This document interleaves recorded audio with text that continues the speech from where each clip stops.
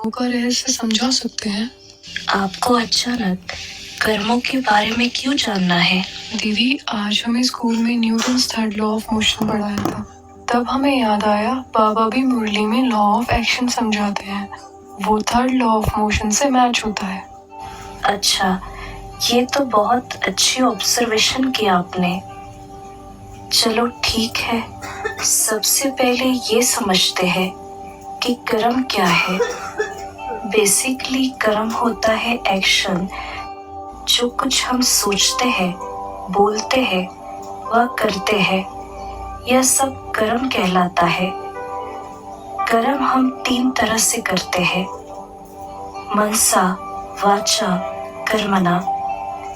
जब हम किसी व्यक्ति के लिए अच्छे विचार करते हैं, जैसे वह बहुत अच्छा व्यक्ति है, उसका भला हो, वह हमेशा सुरक्षित रहे, आदि आदि, इसे कहते हैं शुभ भावना। तो ये शुभ भावना उस व्यक्ति को वाइब्रेशन के रूप में मिलती है और उस व्यक्ति को सबकॉन्शियस माइंड में कैच होती है। बदले में उस व्यक्ति के मन में भी हमारे लिए अच्छे विचार चलने लगते हैं, जिससे हमें बहुत सूक्ष्म रूप से दुआएं मिलती है। दीदी, इतना छोटा संकल्प चलाने से भी दुआ मिल जाती है? हाँ, केवल संकल्पों का ही तो खेल है। यदि हम सर्व के प्रति केवल शुभ भावना रखें, तो भी कर्मों के बंधनों से इजीली मुक्त हो जाए। दीदी, आज से मैं भी किसी व्यक्ति के लिए नेगेटिव थॉट्स नहीं चलाऊंगी। बहुत अच्छा। अब समझते हैं वाणी द्वारा किए गए कर्मों को। जब भी हम कुछ बोले तो हमें ध्यान रखना चाहिए कि हमारी वाणी निर्मल हो और हमारे शब्दों में नम्रता हो। यदि हमारे शब्दों द्वारा किसी को ठेस पहुंचती है या कोई के नेगेटिव संकल्प चलने लगते हैं, तो उसका इफेक्ट भी तुरंत हमारे मन पर ही होता है। वाणी मनुष्य की विजडम यानी विवेक को दर्शाती है। जो व्यक्ति जितना ज्ञानी होता है, उसकी वाणी उतनी निर्मल, शीतल और शक्तिशाली होगी। अच्छा दीदी, इसीलिए बाबा कहते हैं कम बोलो, मीठा बोलो, धीरे बोलो।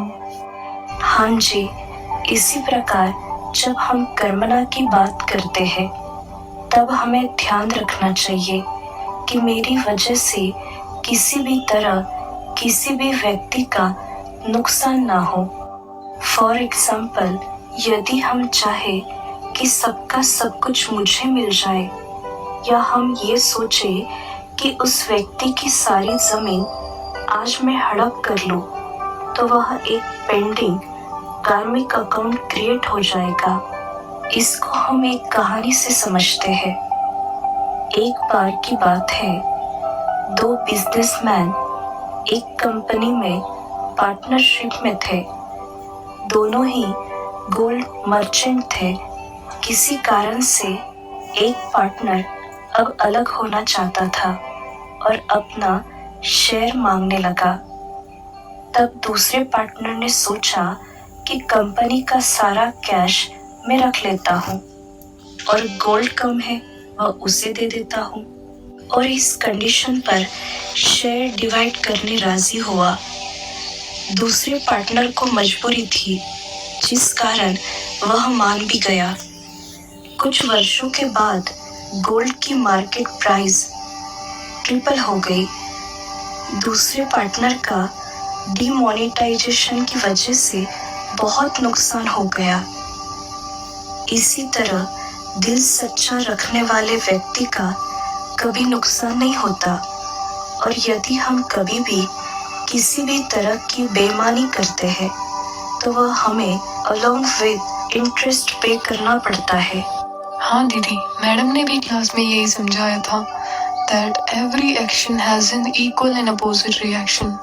इसलिए हमें हर कर्म केवल दुआ जमा करने के लिए करना चाहिए, ना कि सिर्फ संपत्ति बढ़ाने के लिए, क्योंकि मनुष्य आत्मा को संतुष्टता केवल अच्छे कर्म करके ही मिल सकती है। इसलिए हमें कर्मों पर पूरा ध्यान देना चाहिए, क्योंकि कर्म ही साथ जाते हैं।